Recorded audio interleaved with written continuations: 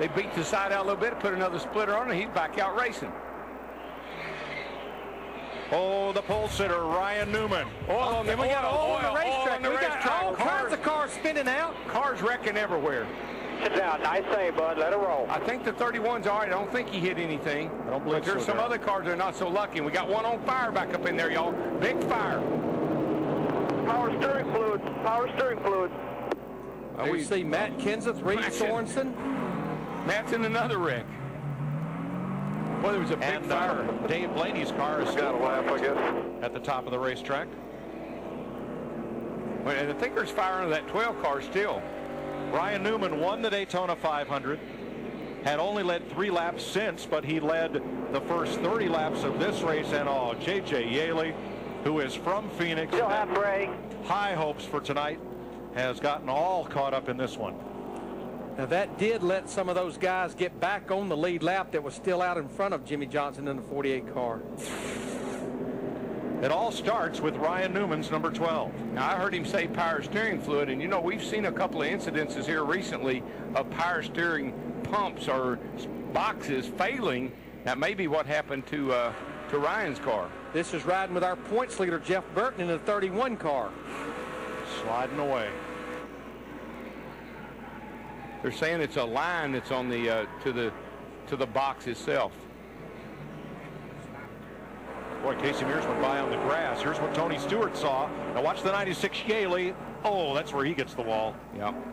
And then he gets Johnny Sauter. And Tony Stewart, who we're riding with, he just stopped. Best thing to do. We'll see the 5 come down through the grass here, perhaps. Burton is the lucky one. I mean, he's a... Carl Edwards scoots through on the bottom.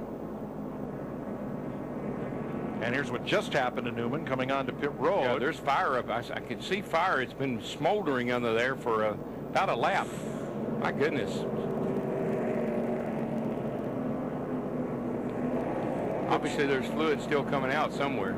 But you're right, Mike. I mean, they won the Daytona 500 back in February. They finally got another top 5 at Texas last week, but then had a post-race infraction with the height of the right rear quarter panel. We talked about Johnny Sauter a while ago in the 70 car. Always has run good here. He's going to have to go to the garage area. Remember, that's a car that came in here out of the top 35 in owner points. Nothing Sauter could do. He had it missed on the low side. J.J. Yaley got squeezed into the outside wall, caromed off, and hit Sauter. 12 car going behind the wall, I guess, here to work on this thing. Your jack and a jack stand, please. Roll, Ryan. Boy, there's all the oil. That power steering fluid is treacherous. Now, Bobby Labonte had just been lapped by Jimmy Johnson at the moment of caution, so Labonte will get the free pass. 4th caution of the night in Phoenix. Oh, barbecue digger. From the Hollywood Hotel with Jeff Hammond, Chris Myers, and a quick recap of where we are. And our own Larry McReynolds got to wave the flag and get the drivers going. And they were roaring in the daylight before it got dark. Jimmy Johnson moving in front of Ryan Newman. Johnson has led 95 laps. Newman 37. Dale Earnhardt Jr. with 3 laps led so far. Matt Kenseth into the wall and then talking about it.